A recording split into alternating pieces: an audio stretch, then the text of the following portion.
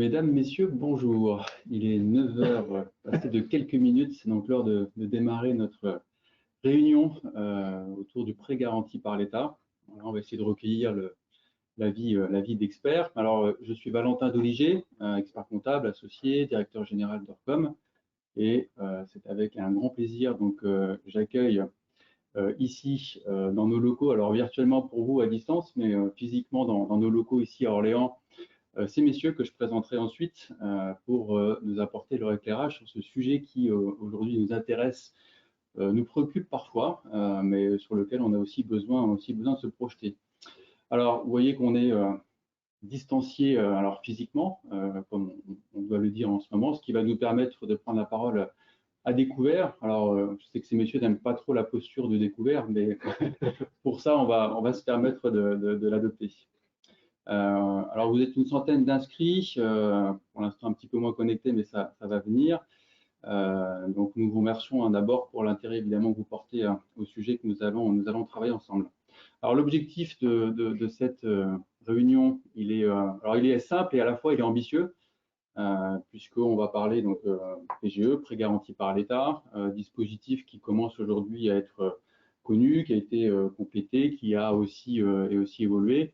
Mais pour autant, à la date d'aujourd'hui, en tout cas dans ce moment qui nous intéresse, il y a quand même un certain nombre de questions qui subsistent, et notamment trois qu'on va essayer de traiter et d'aborder ensemble. La première, ce sera quels repères pour décider. La seconde question, ce sera quelles alternatives possibles à ce PGE. Et on essaiera enfin de se projeter un petit peu en essayant d'imaginer les stratégies pour demain. Alors pour répondre à ces questions et pour relever cet objectif ambitieux, donc, nous avons sollicité trois experts qui sont les représentants régionaux des principaux opérateurs, voilà, qui animent, régulent, coordonnent, distribuent aussi ce prêt garanti par l'État.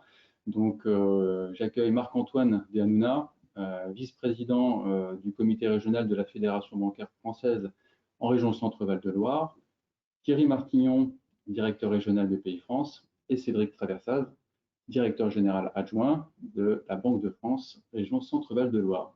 Messieurs, bonjour et merci d'avoir répondu favorablement à notre invitation pour éclairer nos auditeurs.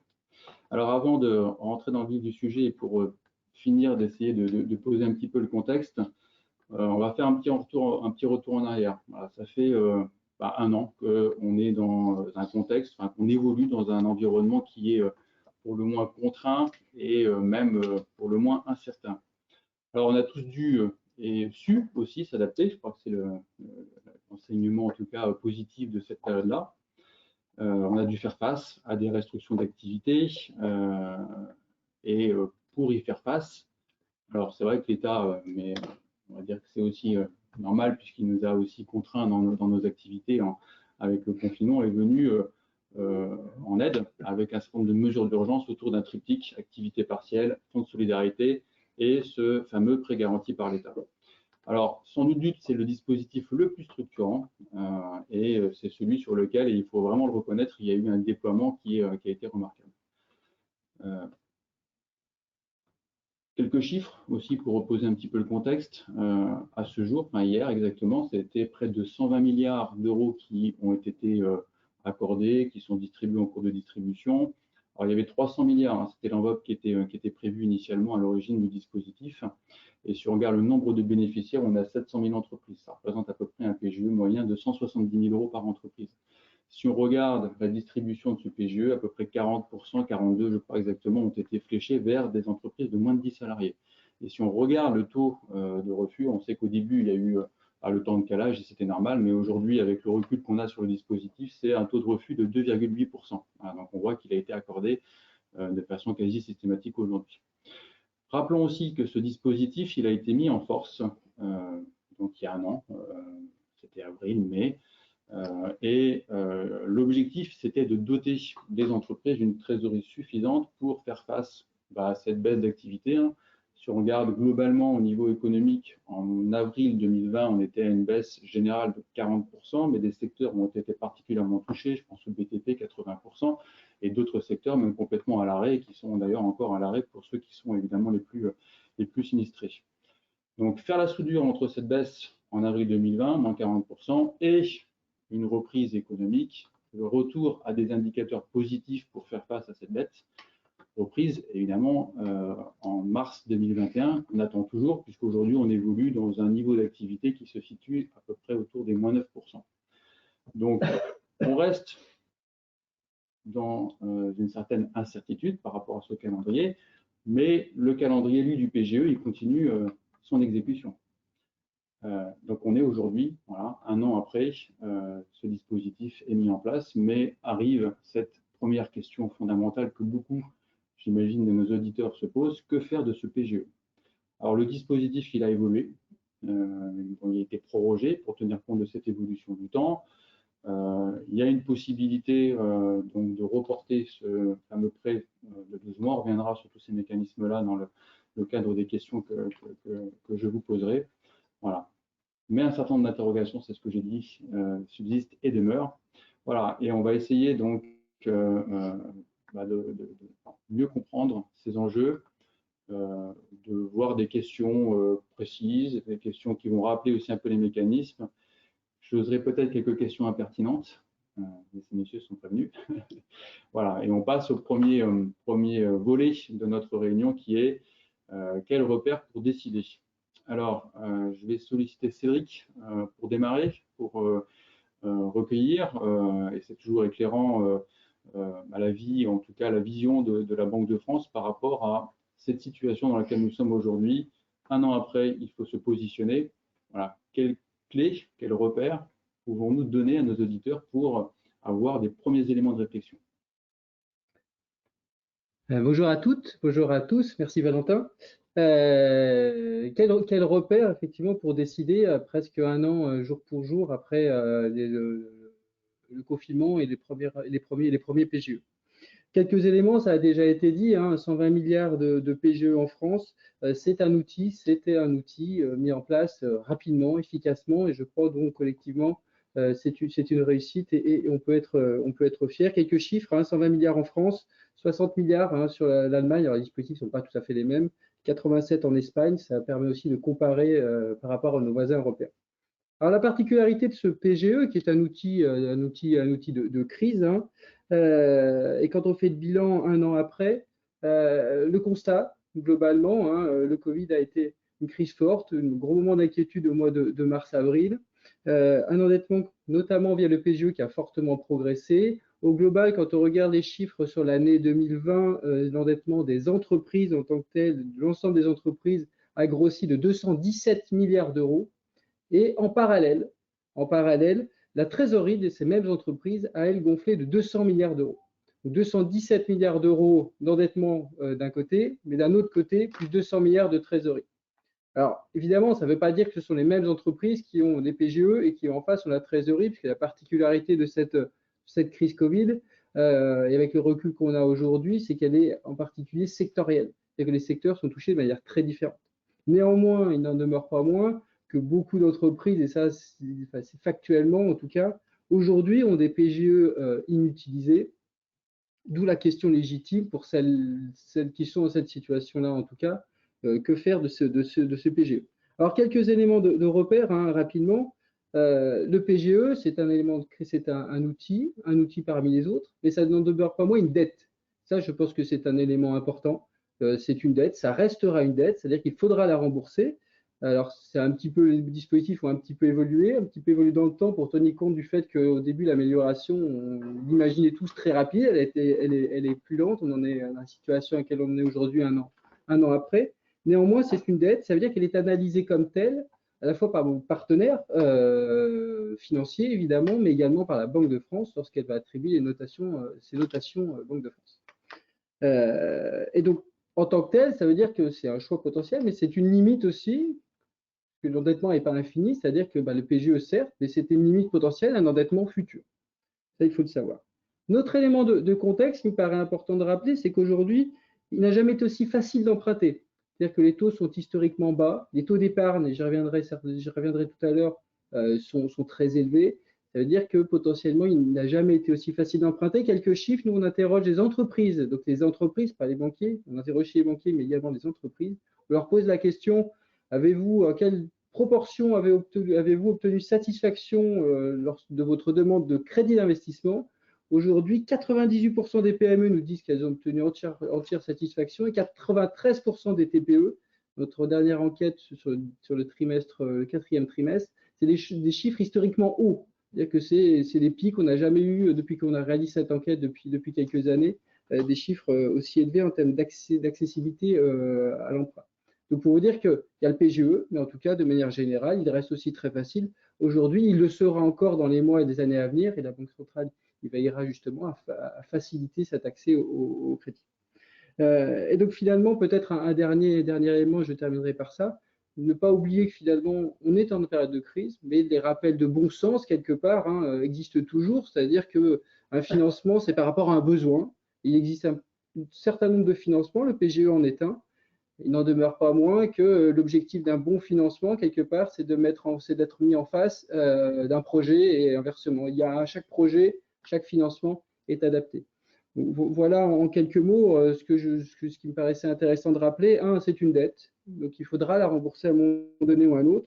Deux, quel que soit votre choix aujourd'hui et les conditions de financement, elles sont aujourd'hui très largement favorables et elles continueront à le rester dans les mois et années à venir. Et enfin, finalement, certes, le PGE existe. Il y aura d'autres outils aussi qui vont être mis en place, mais on en reparlera tout à l'heure. Donc, veillez effectivement que chaque projet soit adapté au bon financement. Voilà très rapidement ce qui me paraissait intéressant de vous rappeler sur cette partie, quelques repères en tout cas. Merci Cédric. Donc, effectivement, n'oublions pas nos fondamentaux par rapport effectivement à ce dispositif qui reste un prêt.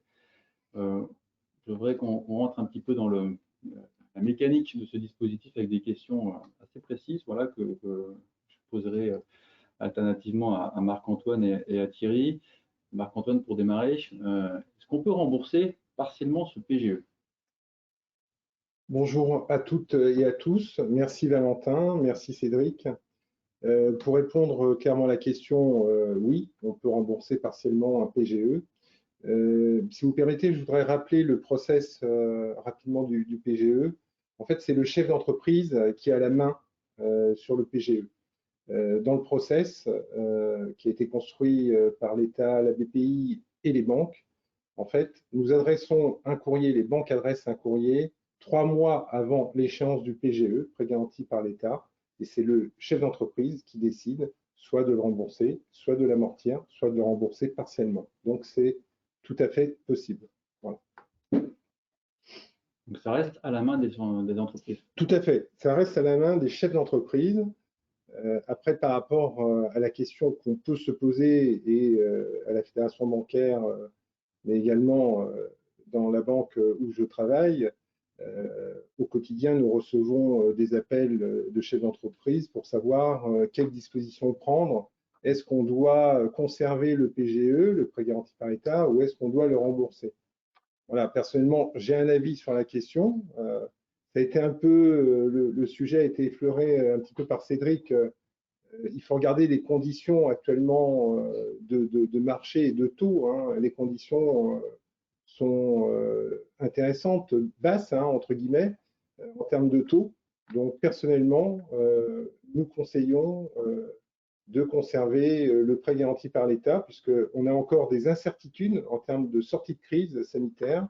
Et l'idée, c'est peut-être de le reporter d'1 an et de l'amortir pendant 4 ans. La première année, donc il y a eu un différé, on reporte d'1 an, c'est un deuxième différé, et derrière, on l'amortit sur 4 ans pour un global, un total en termes de durée de 6 ans au maximum au moment où nous parlons. Alors, on parlait des conditions, justement. Quelles conditions aujourd'hui se discutent ou se négocient? Je ne sais pas si on peut parler de négociation, donc la transformation, l'amortissement du prêt garanti par l'État. Est-ce qu'il y a une norme? Est-ce qu'il y a consensus? Alors, Monsieur Bruno Le Maire, lorsqu'il a réuni l'ensemble des banques de la place, a souhaité que les conditions soient, entre guillemets, les plus basses possibles. Voilà. Donc, la Fédération bancaire française a décidé de vendre, entre guillemets, le prêt garanti par l'État à un prix coûtant. Un prix coûtant, ça veut dire quoi pour une banque? Chaque banque a son refinancement, en fait, le coût de la ressource qu'on va acheter éventuellement sur les marchés ou à la banque centrale. Et donc, chaque banque peut avoir un prix différent puisque chaque banque, je dirais, répercute son refinancement. Voilà, mais globalement, comme ça a été dit à juste titre par la Banque de France et par Cédric, les taux, les conditions sont basses, entre guillemets, c'est toujours trop cher vu d'un client, mais historiquement, nous avons des taux extrêmement bas. Donc, voilà notre réponse, en tout cas, prix coûtant. Écoutons. Il y a un prix différent pour chaque banque, puisqu'il y a le refinancement, le coût de la ressource. Est-ce qu'on peut, alors, en PGE, s'attendre à anticiper une hausse des taux? C'est un sujet qui revient, qui est assez, assez récurrent. C'est une question pas simple. Mais... Alors, on ressent depuis quelques semaines, à peu près 2 semaines et demie, une tension sur les taux obligataires d'une part, mais aussi une légère reprise peut-être de l'inflation. Alors, je pense que Cédric, au niveau de la Banque de France, a encore plus d'informations que les banquiers, que les banques. Mais c'est ce qu'on ressent en tous les cas. Nous pensons que les taux sont vraiment historiquement bas. Alors c'est vrai qu'on a dit la même chose il y a quelques années. Ils étaient aussi il y a 2-3 ans historiquement bas, mais on arrive quand même à déclencher, quoi. Je pense que c'est bien quand on est à taux fixe de conserver des conditions aussi basses. Voilà un petit peu mon avis personnel. Une autre question quand même qui aussi commence à revenir assez régulièrement et joue aussi forcément dans la stratégie des entreprises et vont influencer leur choix de conserver, reporter et amortir ce prêt. Doit-on s'attendre dans un futur proche, c'est-à-dire est-ce qu'on compte en mois ou en années, ça j'en sais rien, on est toujours dans cette incertitude-là, mais est-ce qu'on doit anticiper, s'attendre à un renforcement des conditions, des exigences peut-être des établissements bancaires dans l'octroi de financement futur? Et on pense notamment à des sujets qui sont toujours un petit peu délicats, en tout cas plus sensibles peut-être pour le financement. Je pense au court terme, je pense aux incorporels, voilà, ces sujets-là. Tu veux que j'intervienne? Bonjour. Comme vous voulez. Ça permet d'enlever le masque. Et bonjour à tous. Oui, donc pour peut-être juste rebondir sur les propos de Cédric ou de Marc-Antoine par rapport à la décision qui doit être prise en ce moment par pas mal de chefs d'entreprise, puisqu'on arrive à peu près au début de la première date anniversaire donc des premiers PGE qui ont été mis en place fin mars. Nous, on observe, puisqu'on gère donc le dispositif PGE, puisque c'est nous qui avons lancé la plateforme technique, même si en termes de production, les PGE ont été faits massivement par les banques, non pas par Bpifrance, je le rappelle, et qui ont fait un job assez remarquable avec une production de 12 à 18 mois en l'espace de 3 à 4 mois, donc il faut quand même le rappeler dans les conditions sanitaires qui s'opposaient à tout le monde. Environ, c'est 80% des demandes sont des demandes soit de report, soit d'amortissement. Donc oui, aujourd'hui, compte tenu de cette possibilité de faire un report, compte tenu des conditions qui sont effectivement extrêmement basses, 0 la première année au niveau de la marge sur intérêt par rapport aux banques, et on voit effectivement dans ce qu'on observe nous, en tout cas sur le terrain, que les conditions de taux sont vraiment à prix coûtant, donc de la part des banques, avec quelques différences effectivement d'une banque à l'autre par rapport à ce système de refinancement. On reste souvent sur des conditions largement en dessous de 1%. Bien évidemment, je n'intègre pas la commission de garantie d'État qui court pour donc rémunérer donc la garantie d'État qui est gérée en tant qu'opérateur par Bpifrance. Donc c'est 80% des demandes sont des demandes soit de report, soit d'amortissement. Donc ça veut dire que seulement 20% sont remboursés. C'est ce que disait donc Cédric par rapport aux deux masses un peu macro entre l'augmentation de la trésorerie et puis en face donc l'endettement qui était à peu près similaire. On voit qu'une grosse partie de ces PGE n'ont pas été utilisées. Donc la question du chef d'entreprise est de dire si j'ai le cash, à ce moment-là, je vais le rembourser.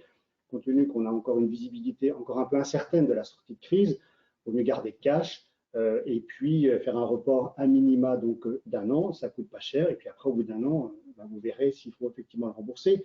Juste sur la durée du PGE, elle est de 6 ans au départ, elle restera à 6 ans. Je sais que le MEDEF milite pour avoir une extension de durée. On est dans le cadre de contraintes entre guillemets européenne, puisque c'est lié à la réglementation européenne, la durée est la même pour tous les pays. Donc on restera effectivement sur une durée de 6 ans, donc 1 an différé, 5 ans de remboursement, ou 2 ans différés, 4 ans de remboursement, mais on restera sur cette durée-là. Je crois que la Fédération bancaire française n'est pas favorable à cette extension-là, mais au-delà de ça, il y aura de toute façon des règles européennes qui vont s'appliquer sur ce sujet-là. Et puis le PGE, je le rappelle, est un produit de crise qui a très bien fonctionné, notamment, comme le disait Cédric, en France, avec un record par rapport à d'autres pays, même si c'était un petit peu différent dans leur système de distribution. C'est un produit de crise. Aujourd'hui, on va sortir de cette crise. Il y a une course aujourd'hui entre le virus et le vaccin, mais on va en sortir. Et il y a aussi pas mal de dispositifs aujourd'hui, que ce soit au travers du plan de relance, donc les fameux 100 milliards, les fameux centaines de milliards d'euros du plan de l'Europe. Donc il y a des liquidités, il y a des dispositifs aujourd'hui pour financer les projets. Donc je pense voilà, le PGE a été repoussé de 6 mois. On peut toujours aujourd'hui demander son PGE jusqu'à fin juin. On constate qu'il y a une progression quand même extrêmement lente aujourd'hui par rapport à ce qui a été fait en gros sur le premier semestre 2020. Voilà, et il faut qu'on en sorte et qu'on passe à autre chose, et sachant qu'il y a de la liquidité, il y a des dispositifs aujourd'hui au travers du plan de relance qui sont assez puissants pour continuer à financer vos projets dans des conditions de taux. Il y a peut-être c'est peut-être un peu fébrile en ce moment au niveau du marché obligataire, mais on reste quand même sur des conditions historiquement extrêmement basses et le taux n'est pas vraiment un sujet pour les investissements. Donc, et d'ailleurs, on constate, en tout cas, nous, BPI France, mais je pense que les banques aussi, que le financement de l'investissement se porte plutôt très bien. On retrouve qu'effectivement, un arbitrage peut se faire voilà, pour ceux qui ont une capacité à accéder facilement à des financements entre voilà, des prêts hors PGE et donc conserver ce PGE. Donc, merci pour cet éclairage. Mais je reviens quand même sur ma question. Est-ce qu'on peut quand même s'attendre à un durcissement des conditions, des exigences dans les années à venir? Parce qu'on sait aussi que ce prêt, aujourd'hui, il n'est pas exigible, dans le sens où il soit différé, soit amorti, mais les premiers défauts de PGE interviendront plus tard. Voilà, donc qu'est-ce qui se passera quand on aura ces premiers défauts? Est-ce que ça va impacter le circuit de décision dans les établissements bancaires? Et est-ce que du coup l'accès au crédit sera peut-être durci pour les entreprises? Alors, je vais répondre, mais je pense que la réponse, elle est multiforme avec mes camarades.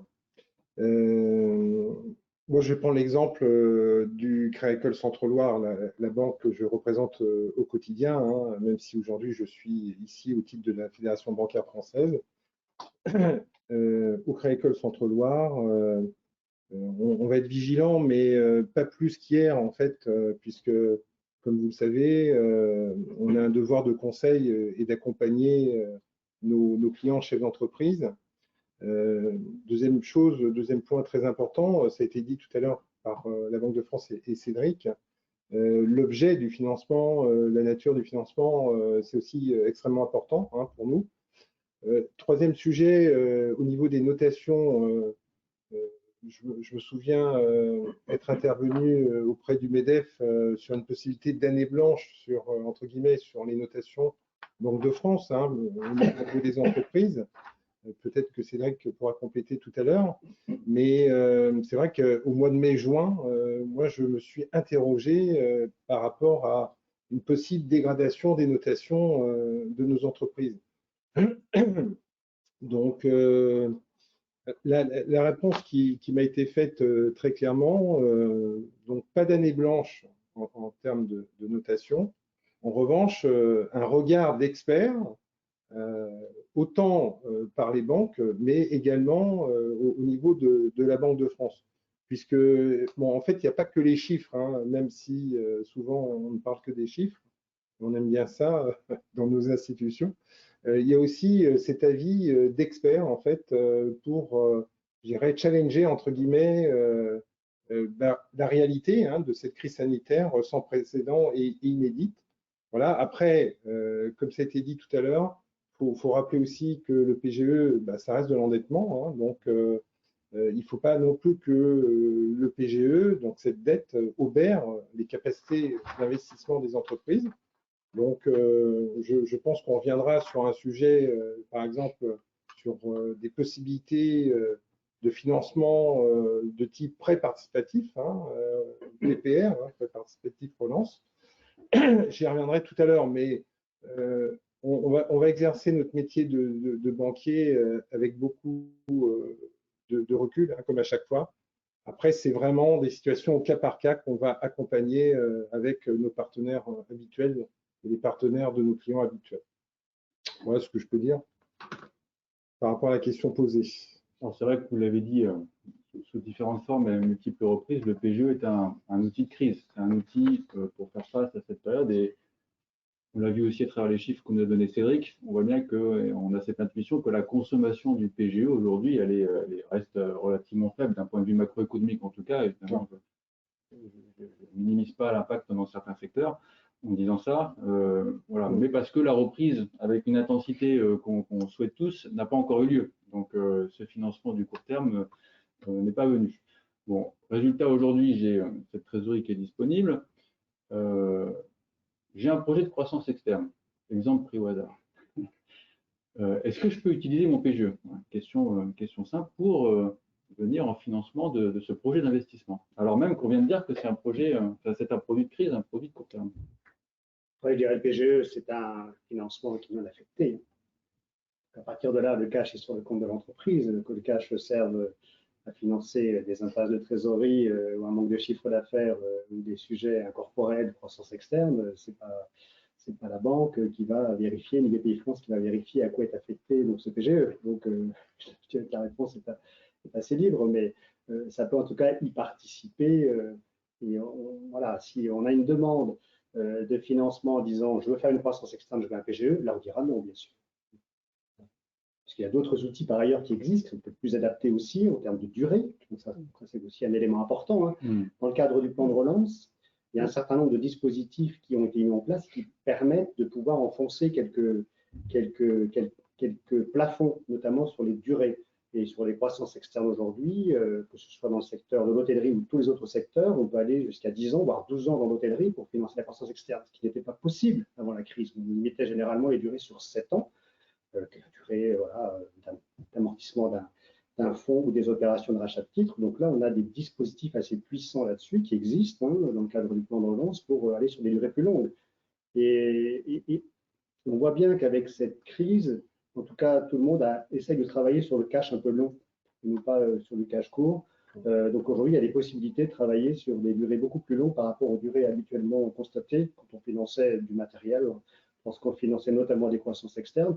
Et peut-être que ce serait plus intéressant pour l'entreprise de passer par ce type de dispositif que de rester sur du PGE qui, je le rappelle, restera sur une durée de 6 ans.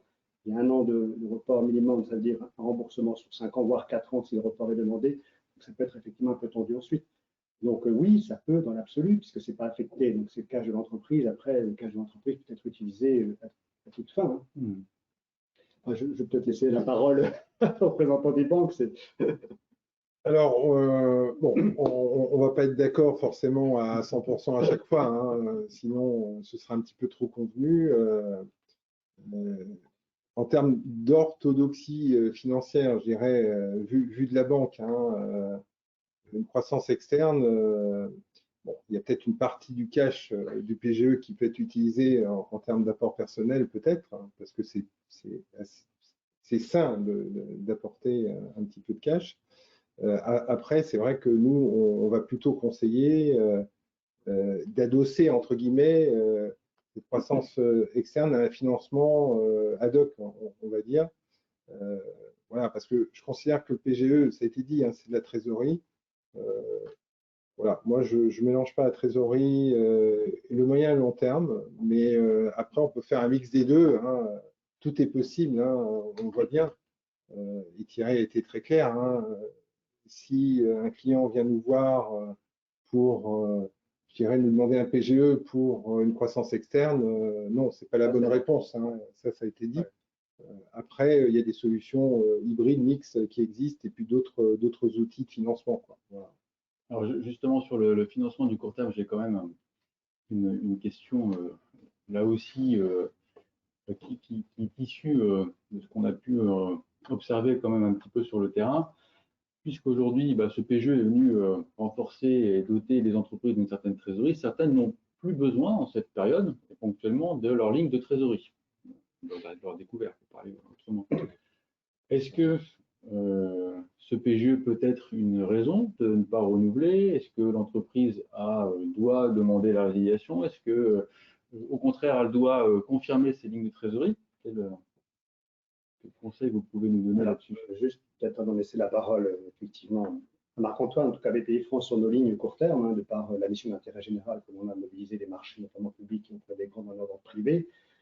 Bien évidemment, avec le confinement, il y a une chute importante hein, de nos utilisations, très claire. Alors, par le fait que, d'abord, dans un premier temps, on arrêt d'activité, hein, on rappelle 80% était de baisse d'activité sur le mois de mars et d'avril, hein, au niveau national, hein, ce qui était beaucoup moins fort dans les autres pays, notamment l'Italie et l'Espagne, qui avaient été touchés avant nous, hein, parce que quand le président a dit nous sommes en guerre, restez chez vous, les gens sont restés chez vous et ont arrêté de travailler. On s'est rendu compte effectivement que ce n'était pas possible, qu'on n'allait pas tenir. Donc manque de factures, de papier, hein, donc à mobiliser, donc une chute importante nos encours. Et puis le PGE qui est arrivé massivement, donc qui a irrigué en termes de cash donc les entreprises. Et je pense que tous les établissements bancaires en termes de PNB sur le court terme a chuté. Il a chuté également chez nous. Après la question, donc Valentin de dire est-ce qu'il faut résilier les lignes court terme, moi je dis à tous mes chargés d'affaires, dites aux entreprises de ne pas le faire, de renouveler, parce que demain, on ne sait pas ce que ce sera. Gardez votre PGE, faites un report, gardez vos lignes de sécurité, parce que demain, ça va repartir. On parle de 5 à 6% de progression. Ça veut dire qu'il y aura sûrement des secteurs qui vont redémarrer très rapidement, qui ont besoin de cash, qui verront leur BFR augmenter. Donc, soyez prudents par rapport à ça. Voilà. Mais c'est vrai qu'il y a eu une chute d'activité au niveau de l'activité court terme des banques en général, donc du PNB. Mais soyez prudents de dire j'ai du PGE, j'ai du cash, donc je vais dénoncer mes lignes parce que je vais diminuer mon coût. Je ne pense pas que ce soit forcément un bon calcul à moyen et long terme.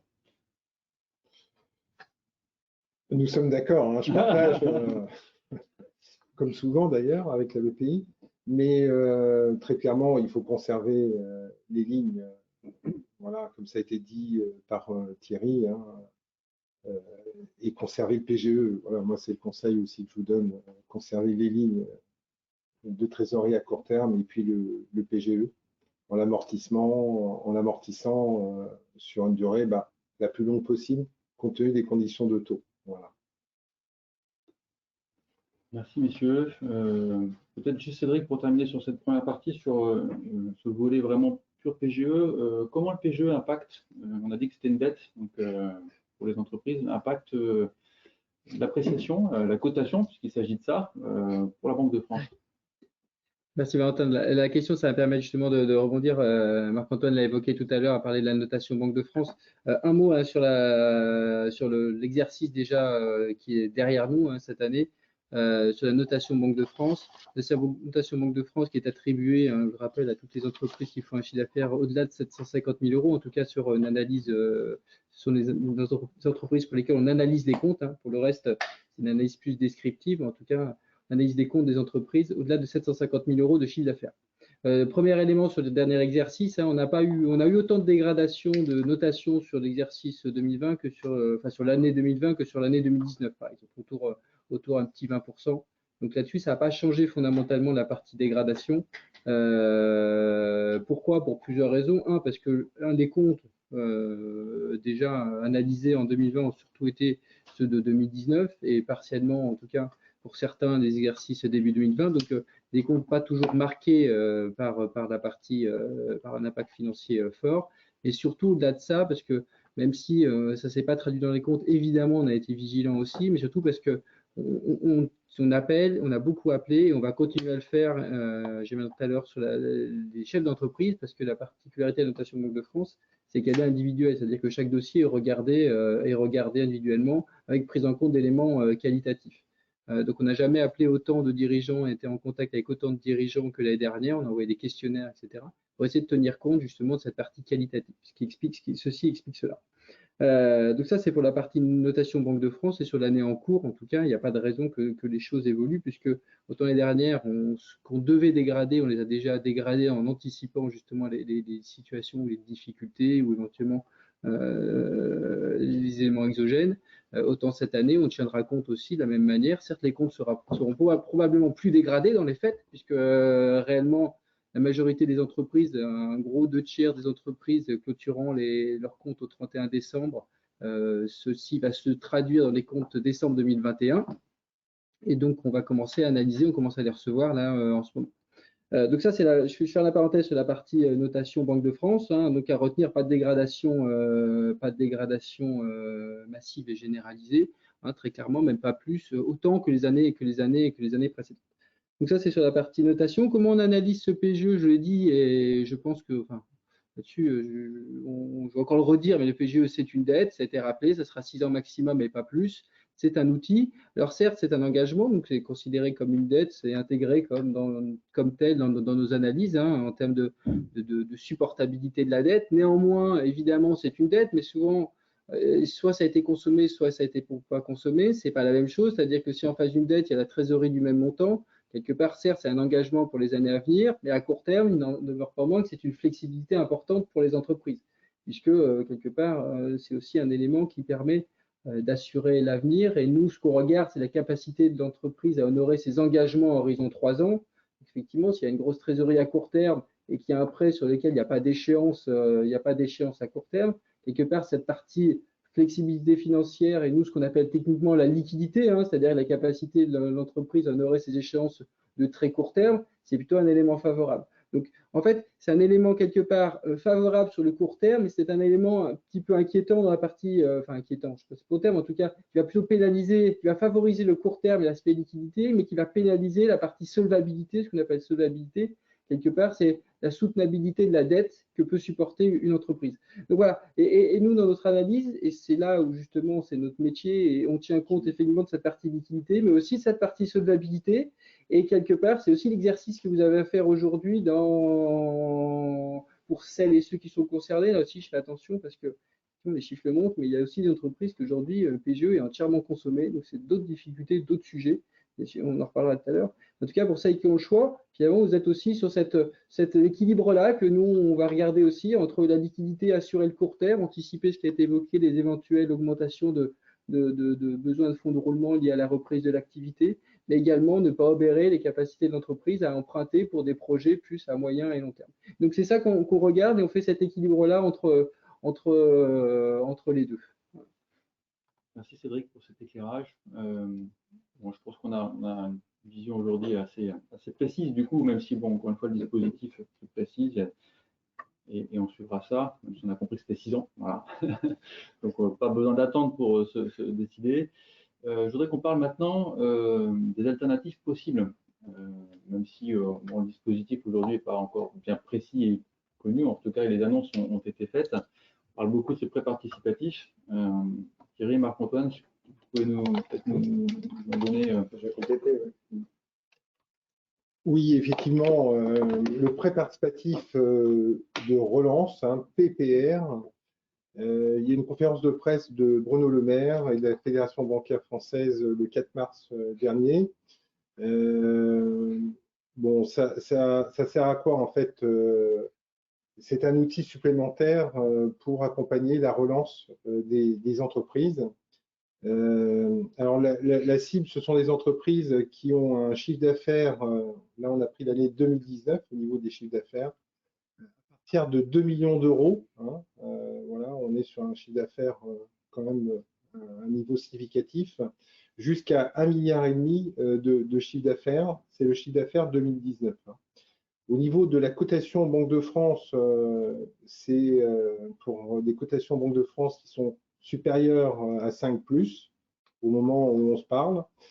Sur la durée, on est sur une durée globale de 8 ans, 4 ans de différé et 4 ans d'amortissement. Voilà. Au niveau des montants, pour le moment, on n'a pas forcément de précision sur les montants, mais sur les PME, on ira jusqu'à 10 millions, voire plus, et sur les ETI, supérieur à 10 millions d'euros. On a un taux qui va être autour de 4 à 5,5% à taux fixe, 4%, de 4 à 5,5% à taux fixe pour les PME, PMI. Et pour les ETI, c'est un peu plus cher, c'est entre 5 et 6%. Voilà. Alors là, c'est la même chose, hein. C'est un taux qui est annoncé, et puis après, ça dépend du prix coûtant et du refinancement de chaque banque, hein, comme par exemple pour le PGE dont je parlais tout à l'heure. Alors, on a l'impression que le taux est très élevé. En fait, oui et non, parce que vous n'avez pas de garantie, hein, puisque la garantie, en fait, le risque est assumé à hauteur de 10% par les banques, à hauteur de 30% par l'État et à hauteur de 60% par les assureurs. Voilà. Donc, pas de garantie, hein, pour nos clients chefs d'entreprise. Et puis, il y a un différé de 4 ans, hein, plus 4 ans d'amortissement. Voilà. Donc, tout ça a un coût. Au moment où on se parle, c'est la question que j'ai posée à la Banque de France pas plus tard qu'hier, Cédric, donc, ici présent. Dans mon esprit, dans les années 80, le prêt participatif pouvait être considéré comme des quasi-fonds propres, où aujourd'hui, on considère le prêt participatif comme de la dette. Voilà. Donc, les petits camarades vont peut-être compléter les informations que je viens de vous communiquer, tout en sachant que le décret n'est pas paru, hein, de Bercy. Donc, on n'est pas encore à 100%, je dirais, voilà. Il y a encore des informations qui vont nous arriver d'ici la mi-avril, hein, puisque la distribution par les banques est prévue mi-avril. Les banques seront des intermédiaires, en fait. Voilà. Thierry? Oui, juste pour compléter, hein, pas sur l'aspect technique que tu as effectivement rappelé. Donc, c'est une dette subordonnée, hein, donc en totalité. Donc, ça veut dire que on vient après tout le monde et on n'a pas de droit de vote ni droit au bénéfice, hein, donc dividende. Donc, voilà, c'est une dette totale. Donc, le coût par rapport à ce qu'on peut constater sur le marché obligataire lorsque les entreprises souscrivent à des obligations convertibles, c'est vraiment pas cher. Après, il y a une petite musique qu'on entendait là en début d'année sur les prêts participatifs qui seraient là pour remonter en haut de bilan les PGE, qui étaient là pour en gros adresser les entreprises qui auraient des difficultés à rembourser leur PGE. Ce n'est pas le cas, hein, c'est un produit de relance, hein, encore une fois. Hein, il peut être cumulable avec le PGE d'ailleurs, hein, dans des limites un petit peu compliquées. J'ai trouvé pour l'instant la règle où on peut dépasser les 25% si vous avez déjà saturé votre capacité en termes d'endettement par rapport au PGE. Vous pouvez aller au-delà. Il est vraiment là pour servir la relance, la croissance, donc sortir de cette crise-là, encore une fois. Voilà. Après, on voit qu'il y a une partie garantie par les assureurs, une partie garantie par les banques à hauteur de 10%, un peu comme le PGE d'ailleurs, hein, puisque l'État a garanti 90% et c'était donc les banques qui garantissaient, assuraient le risque résiduel. Bon voilà, donc pour l'instant, le fonds n'est pas constitué par les assureurs, hein, c'est un petit peu long, il y a un petit peu de réglementation, notamment AMF, il y a aussi des choses à voir avec l'Europe. Donc, Marc-Antoine, je te trouve assez optimiste, hein, par rapport à la discussion à mi-avril, en espérant qu'il soit prêt. Mais voilà, en tout cas, ce n'est pas complètement fait aujourd'hui. Mais voilà, il faut considérer comme un produit de relance qui vient effectivement renforcer vos quasi-fonds propres, pas vos fonds propres. Ça sera considéré par la Banque de France comme étant un endettement subordonné. J'imagine qu'il y a peut-être une différence dans l'appréciation au niveau de la notation. Donc, Cédric, tu pourras revenir là-dessus. Mais voilà, mais il faut vraiment le considérer comme un produit de relance qui peut être intéressant par la durée et par les 4 ans de différence.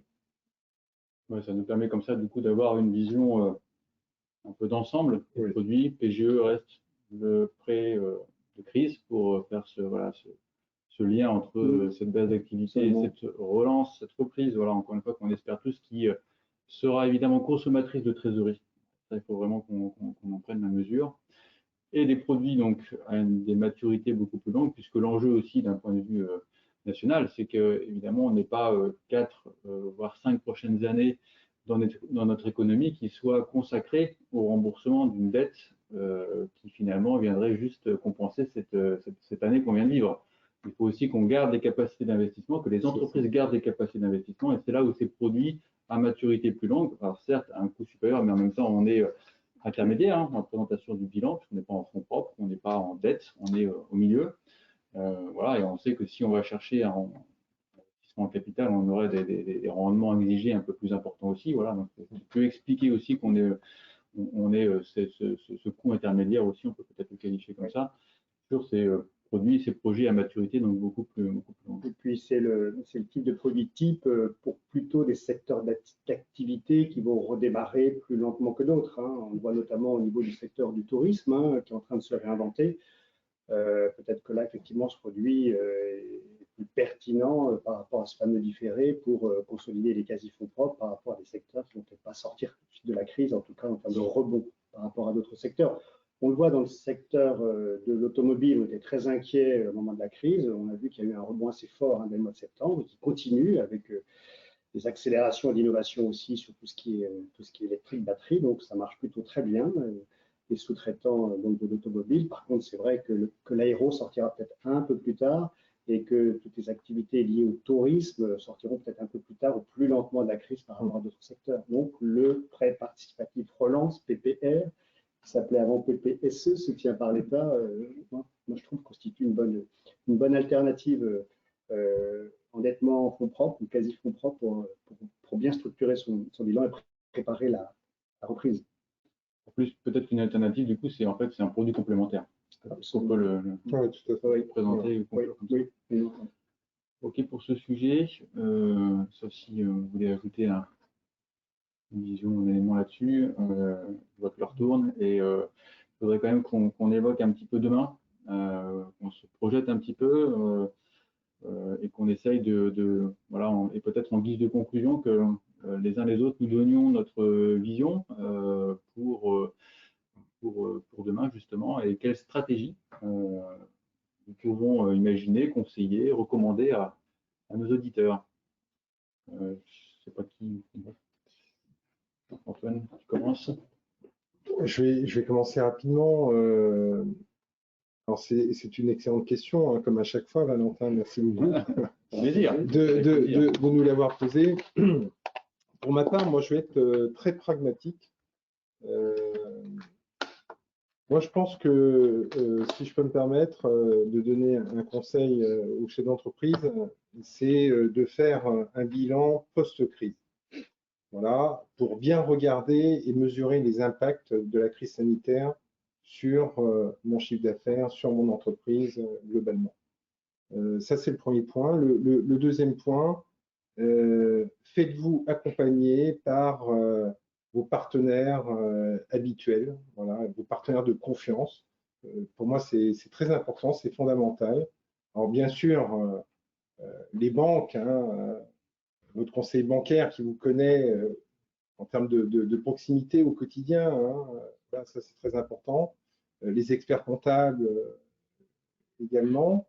Bien sûr, les partenaires, les acteurs, la BPI par exemple. Et je crois que c'est important d'avoir autour de vous une squad. Une squad, c'est une équipe un peu rapprochée pour échanger sur les stratégies à la fois à court terme, mais également à moyen et long terme.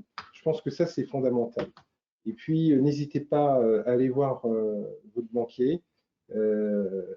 Pourquoi? Parce qu'à un moment donné, vous aurez peut-être besoin d'un refinancement global de la dette pour équilibrer votre bilan, pour continuer à fonctionner au quotidien avec de la trésorerie, mais également se projeter en termes de stratégie pour investir avec les bons outils de financement que les banques peuvent vous proposer, avec souvent en partenariat avec la BPI.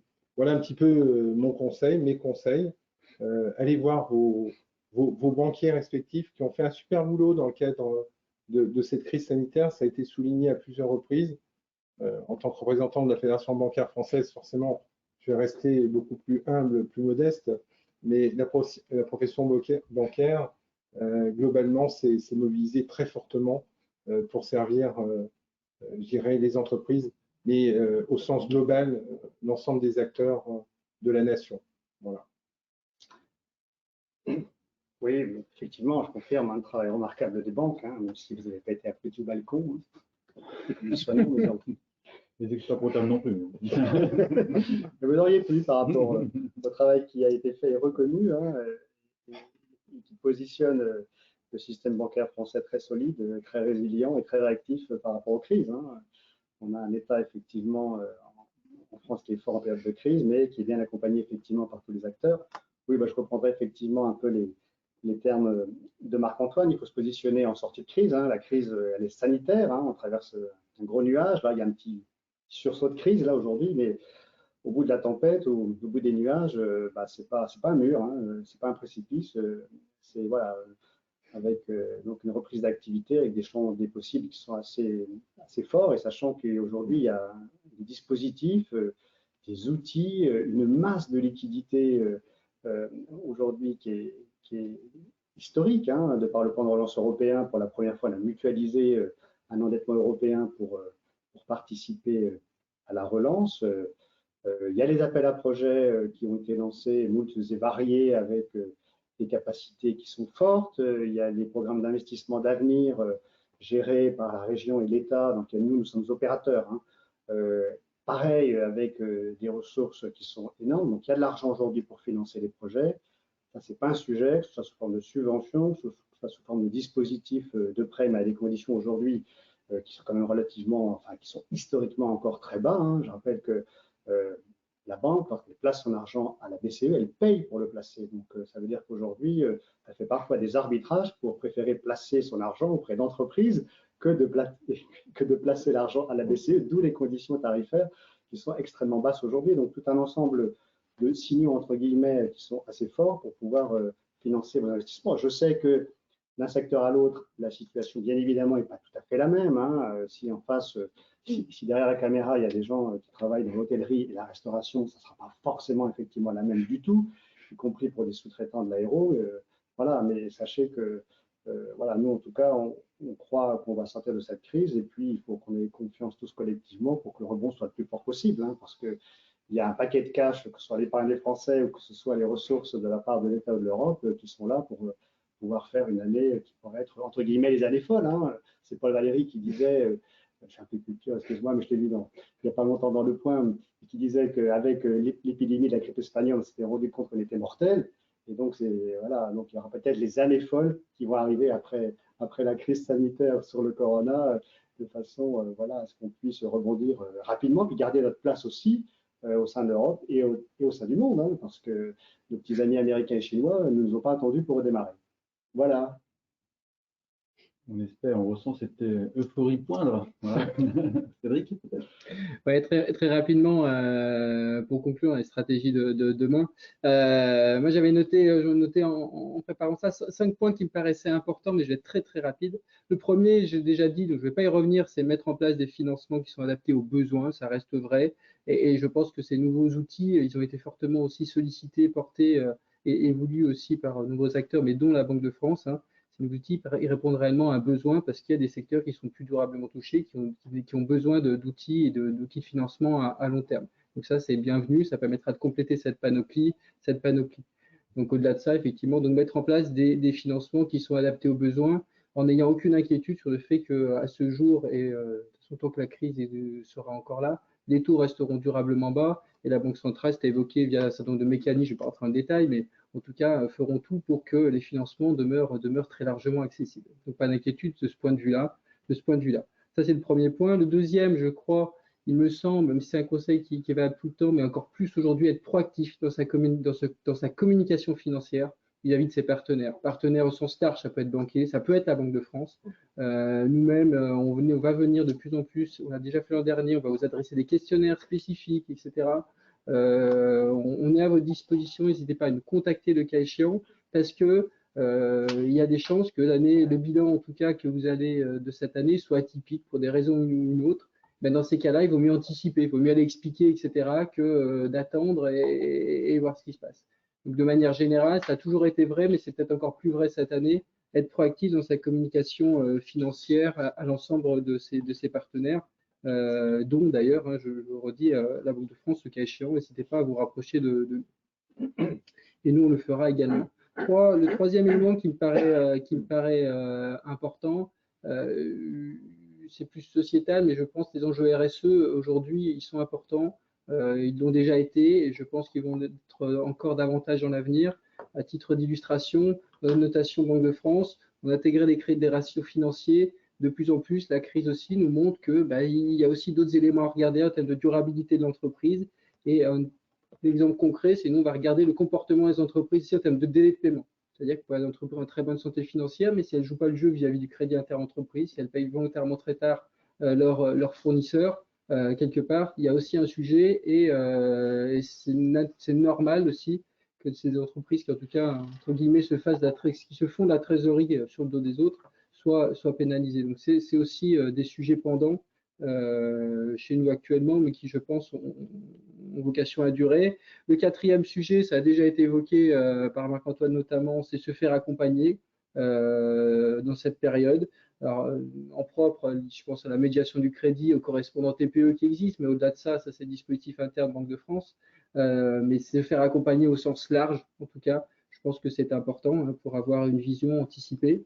Et enfin, le dernier élément, je terminerai là-dessus, c'est avoir confiance, parce que la confiance, c'est aussi quelque part ce qui va nous aider dans cette reprise. Il y a beaucoup, on évoquait peut-être un choc d'après, d'euphorie, etc. Mais néanmoins, objectivement, il y a un certain nombre de leviers importants. Je ne vais pas parler de l'épargne des particuliers. On estime qu'à la fin d'année, on sera à 200 milliards d'épargne collectée par les particuliers en France. C'est colossal, c'est colossal. Des leviers potentiels d'investissement. Et finalement, c'est aussi de saison, je pense, après l'hiver arrive le printemps. Et en espérant en tout cas que ce soit le cas aussi le plus vite possible pour vous dans vos entreprises. Merci Cédric. Alors, je vais aussi donner la vision, notre vision d'expert comptable, la vision d'Orcom sur l'attitude à adopter certainement en cette période-là. Pour nous, l'enjeu, il est clair, il faut avoir la trésorerie, une trésorerie suffisante. Pourquoi? Parce qu'on doit encore faire face à cette période de restrictions, de contraintes, d'incertitudes, mais aussi avec, et on le sait, ça arrivera, voilà, ça va repartir. Et quand on dit ça repart, on a besoin de trésorerie. Voilà. C'est comme ça, le cycle d'exploitation est consommateur de trésorerie, donc il faudra avoir cette trésorerie-là. Ça, c'est fondamental. L'autre élément, c'est qu'il y a aussi des engagements qui étaient existants. Donc, il faut aussi avoir cette trésorerie pour faire face à ces engagements existants. Et avoir une trésorerie pour aussi avoir demain, voilà, continuer à investir, avoir des projets. Le monde change, il a changé peut-être encore plus vite dans cette période-là. Donc, les entreprises doivent aussi continuer à innover, repenser leur modèle, le transformer éventuellement. Voilà. Et pour ça, il faut avoir ces capacités d'investissement. Alors, ça, c'est l'enjeu, la trésorerie suffisante. Maintenant, pour y arriver, c'est peut-être aussi ce moment opportun, propice pour mener une réflexion en profondeur sur justement la composition de sa trésorerie, de son patrimoine. Il y a deux leviers, toujours, voilà, si on veut faire simple, c'est ce qu'on appelle le bilan, le fonds de roulement, consolider ses fonds propres, le plan de relance et certainement aussi par les appels à projets, des opportunités pour justement continuer à innover, pour aller sur les sujets et les grands thèmes du plan de relance, compétitivité, cohésion sociale, environnement, voilà. Et donc si on a des projets RSE, je crois que ça fait aussi un bon lien entre tout ça. Donc augmenter son fonds de roulement. Voilà, ça c'est le premier axe. Le deuxième axe, c'est la gestion du court terme, cette fameuse reprise d'activité. On parle de besoin en fonds de roulement. Là aussi, il faut l'optimiser. Voilà. Donc, il faut bien encaisser ses créances, bien gérer ses dettes, pas trop stocker. Voilà. Travailler son organisation, côté sécurité aussi, il ne faut jamais oublier aussi, dans ce contexte où on voit que les choses évoluent. Voilà pour deux axes pour nous qui sont fondamentaux. Au milieu de ça, faut suivre. Donc, il faut se structurer, il faut s'organiser, il faut prévoir, se projeter. C'est pas toujours facile, faire des hypothèses et ensuite les actualiser, les suivre et s'organiser pour ça. Voilà. Et ce qui fera aussi une bonne synthèse de tout ça, et je rejoins parfaitement Cédric là-dessus, c'est la communication financière. Voilà, on a besoin de communiquer en ce moment, de soigner cette communication, d'expliquer. Voilà, les choses méritent des explications et rien n'est évident en ce moment. Voilà. Et puis, bien s'entourer, mais ça, évidemment, ça, c'est l'entrepreneuriat qui nous amène à toujours avoir cette équipe, cette squad, j'aime bien ce terme-là aussi, voilà, la team autour de nous pour pouvoir mener à bien tout ça. Voilà. Il est 10h05, ça fait pile poil 1 heure qu'on a démarré. Voilà, il me reste à vous remercier, messieurs, encore une fois, pour votre participation active, vos éclairages, votre expertise sur tous ces sujets-là qui, évidemment, sont presque sans fin. Alors, le format n'est pas très facile pour répondre et prendre les questions directes. Donc, on a voilà, suivi les éventuelles questions au niveau du chat et on y essaiera d'y apporter une réponse directement auprès des personnes avec le mail. Voilà. Merci encore une fois à toutes et à tous et voilà, à très vite pour la suite. Très bientôt. Au revoir.